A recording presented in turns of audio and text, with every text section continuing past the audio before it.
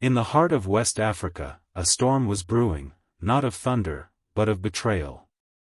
A nation stood on the edge of awakening, and one man was about to learn that even the people you trust most can become the sharpest weapons in your enemy's hands.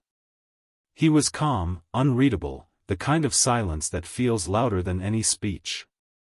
Hours earlier, his convoy had been ambushed. The bullet missed him, barely. But what pierced him wasn't metal, it was realization. The assassin hadn't come from outside. She had come from within. Her name was Awa. His sister. The one person he thought could never betray him. Reports flooded social media, rumors, propaganda, whispers of a coup. The world watched in confusion, waiting for the president's reaction. But Ibrahim didn't rush to speak. He waited. He planned. He studied every silence. And then, without warning, he appeared on live broadcast. No bodyguards. No teleprompters. Just him, and the truth.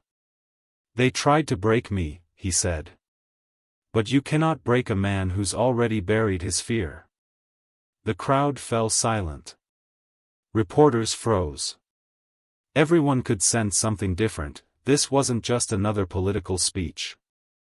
It was a declaration of war, not against people, but against deception itself. For months, whispers had grown louder. Foreign agents moving money, feeding rumors, orchestrating chaos from faraway offices. And somewhere in the middle of that web, a family torn apart. They thought if they could use my blood to destroy me, I'd kneel. They thought fear runs deeper than truth. But they were wrong. In that silence, millions watching around the world felt something shift. It wasn't just a man defending himself. It was a nation finding its voice. And somewhere else, in the shadows of her own guilt, Awa wept. She hadn't been born a traitor, she'd been cornered. Blackmailed. Manipulated. Promised that her children would be safe, if she obeyed. But when the truth found her, shame turned into strength. Because sometimes, redemption begins with exposure. We will not burn our home because a traitor hid inside, he said. We will bring the traitor to light. And then, the world saw something no one expected. The accused stepped forward. Not as a prisoner, but as a mother who refused to stay silent. They told me he wouldn't feel a thing, she whispered. They said my children would be sent back to me in pieces if I refused. The room fell silent. No propaganda, no scripts, just raw truth bleeding through the screen. She didn't ask for forgiveness. She asked to fight. To stand beside the very brother she'd been ordered to kill. Ibrahim looked at her, not with anger, but with a kind of weary pride. That, he said quietly, is courage. And courage is what the cowards in suits fear the most. Across the continent, millions watched in disbelief. In Paris, silence. In Washington, whispers. In Burkina Faso, a roar that shook the streets. The world had underestimated Ibrahim Traoré. But this was only the beginning. That night, deep in the forests outside Ouagadougou, a convoy moved without sound. No sirens. No headlights. Only fury and purpose. Ibrahim's elite unit had traced the location, a safe house where Awa's children were being held. It wasn't just a rescue mission, it was a reckoning. Inside, 2 mercenaries guarded the children, unaware that their time had run out. One checked his phone. The other lit a cigarette. And then, silence. The power cut. The screen went black. The door exploded open. Smoke. Flash. Fury. Ibrahim himself led the charge, eyes burning like a man who had already buried mercy. In seconds, the guards were on the ground, disarmed and silenced. He knelt beside the children, terrified, tied, trembling. "It's okay," he whispered. "Uncle's here." One burst into tears. The other clung to his neck and wouldn't let go. They were finally safe. Back at the palace, Awa waited, pacing like a prisoner awaiting her sentence. Her hands shook. Her eyes were hollow. Then, footsteps. The door opened.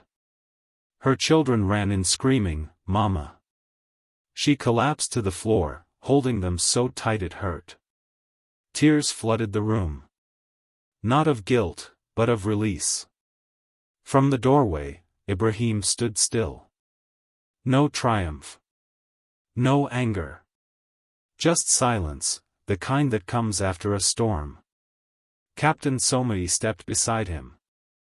"The network?" he asked. "Broken," Ibrahim replied. "Every agent on our soil is either in chains or underground. And the world now knows who sent them."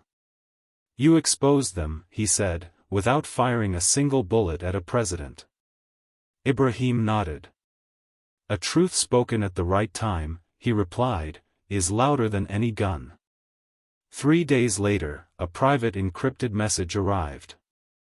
A voice, calm, smug. "You've made enemies, Ibrahim. Big ones. This isn't over."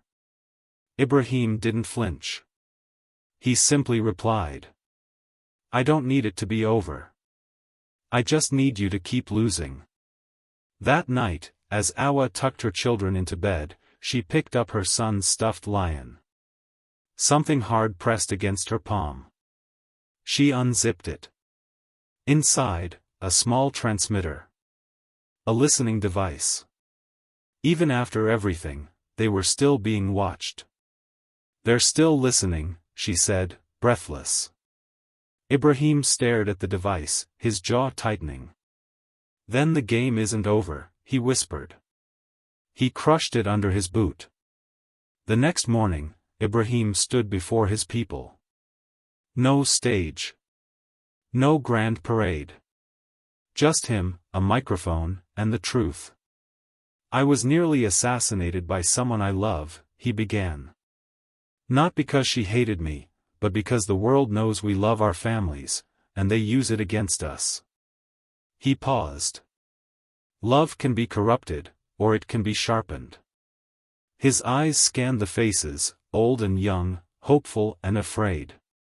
"They tried to use my sister to kill me. Instead, I used their plan to expose them." People cheered. Some cried. Ibrahim's voice grew firmer.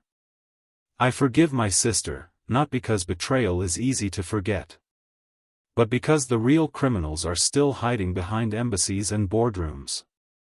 In meetings about Africa where no African is invited. Let this be a warning, Burkina Faso does not sleep.